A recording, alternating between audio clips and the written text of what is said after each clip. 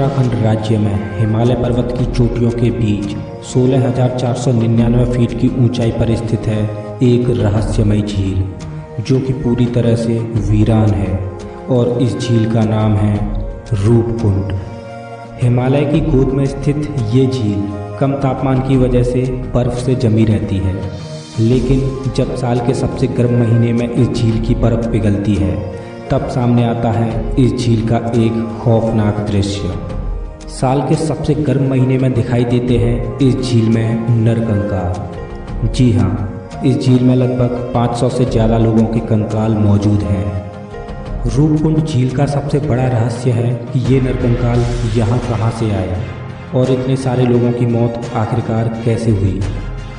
शुरू में ऐसा माना जा रहा था कि ये नरकंकाल कश्मीर के जनरल जोरावर सिंह और उसके आदमियों के हैं, जो 1841 में तिब्बत के युद्ध से लौट रहे थे और ख़राब मौसम की चपेट में आ गए। ऐसा भी कहा जाता है कि ये लोग किसी संक्रामक रोग की चपेट में आ गए होंगे या फिर तालाब के पास आत्महत्या की कोई रस्म निभाई होगी।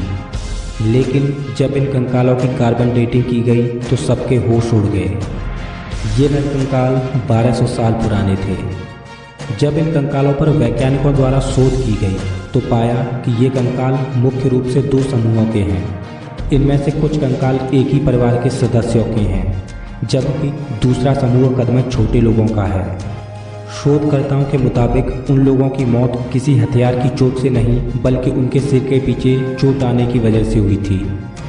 खोपड़ियों के फ्रैक्चर के अध्ययन से पता चला कि मरने वाले लोगों के ऊपर क्रिकेट की गेंद जैसे बड़े ओले गिरे थे।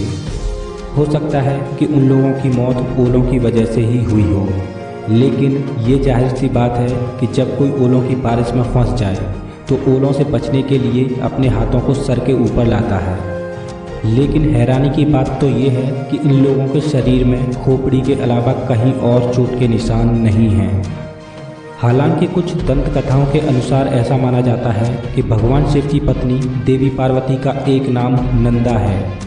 ऐसा माना जाता है कि इस मार्ग से नंदा देवी भगवान शिव के साथ जा रही थी। जब उन्हें प्यास लगी तो दूर दूर तक पानी नहीं मिला। तब भगवान शिव ने अपने त्रिशूल से प्रहार करके इस झील को बनाया। तब से इस झील का नाम रूपकुंड झील पड़ गया।